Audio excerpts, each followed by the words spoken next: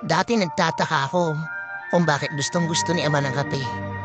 Bago umalis patungong trabaho, magkakape. Pag-uwi galing trabaho, magkakape. Pagod, timpla ng kape. Masaya, lasing, galit, normal na araw, kape pa rin.